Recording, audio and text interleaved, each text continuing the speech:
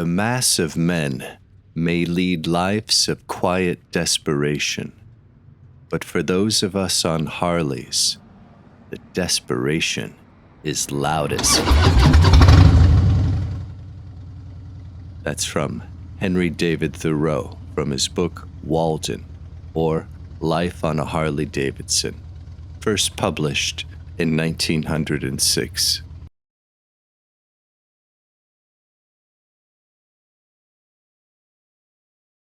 Living man or shade?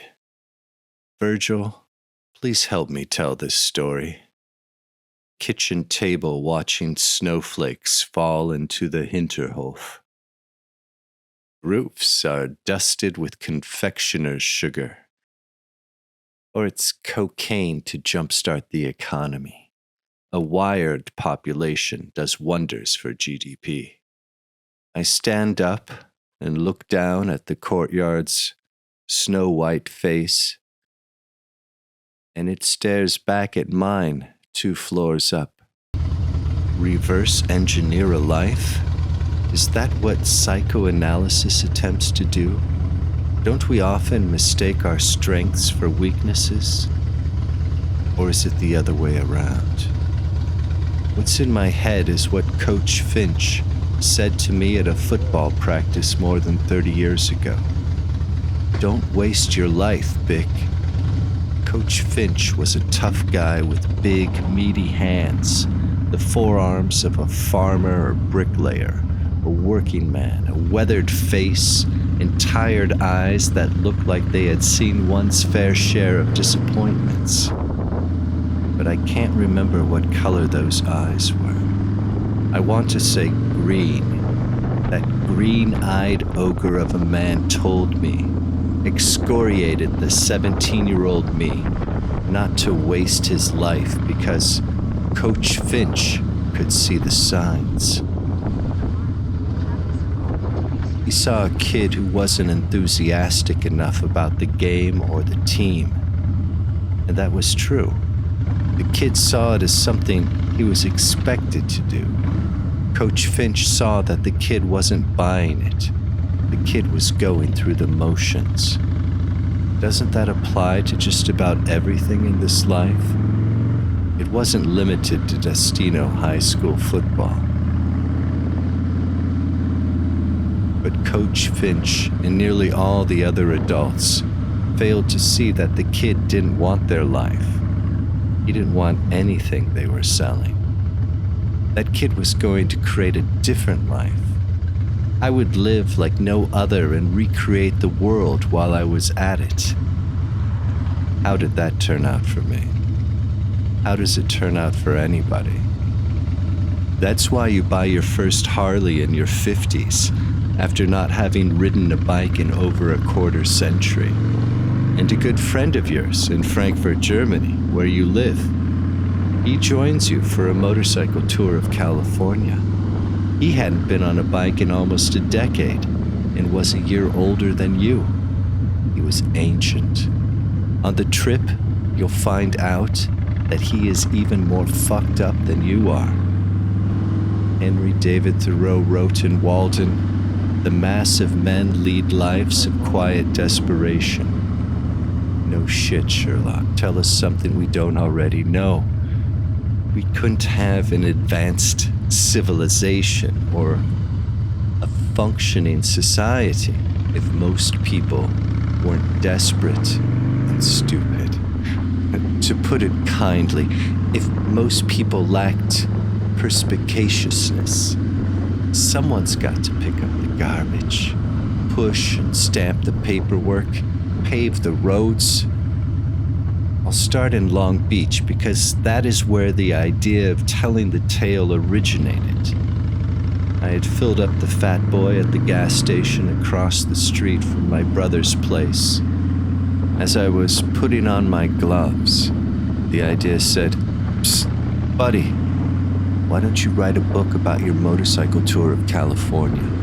It'll go further in answering questions about quality than Zen and the art of motorcycle maintenance, and be a heck of a lot better than Hunter S. Thompson's Hell's Angels.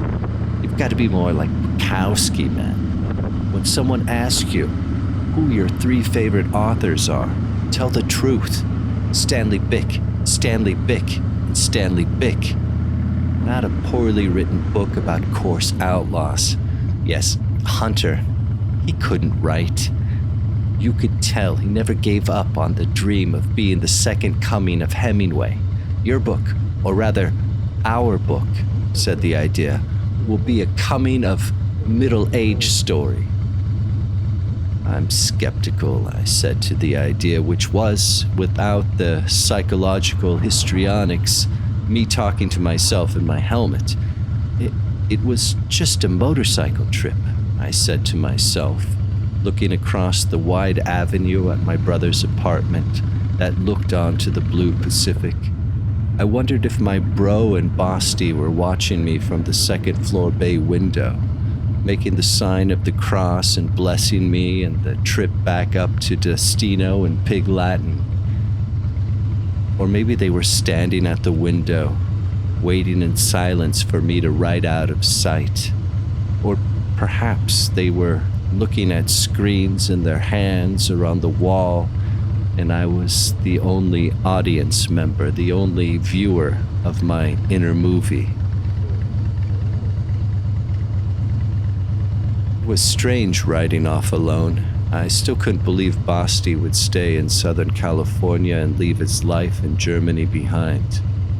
Basti would be staying with my brother and using his garage as a workshop until he figured out what it was he needed to do. I'm restarting myself in the sun, is what I know, Basti had said. He had somehow found the courage to start a new life. And I would have approximately 350 miles to figure out if I, too, could find such courage. First, I had to chug through Long Beach, and it is much different riding through a town or city with the expectation of adventures than when you mistakenly believe all the adventures are behind you. There's always an adventure ahead when you've got a Harley. What goes on in my head while I'm riding, and why is that so difficult to answer? The simple questions in life knock you on your ass when you square off against them.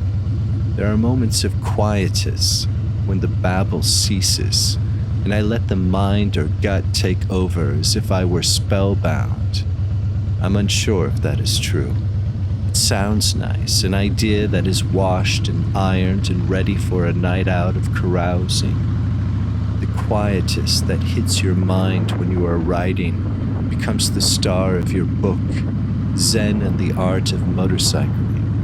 With a movie to follow, with the star flying down the highway on his Harley in the lotus position, and the empty-headed stars cruising to a composition by Hans Zimmer. Hans serves syrupy phrases.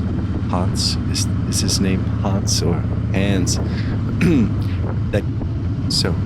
Hans serves syrupy phrases that stick the rider to a seat, and the rider goes over the horizon right as the piece hits its crescendo, falling a note or two short of making audiences explode in orgiastic eruptions that leave stains on ceilings and crack chandelier crystals.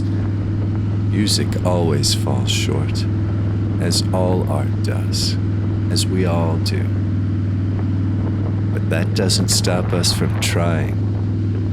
I would be a ghostwriter no more.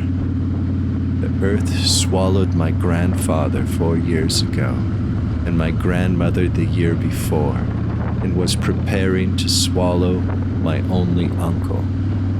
The voracious earth is hungry for me too, and its chances of eating are much greater when I'm on the Fat Boy. Thank you for listening. Until next time.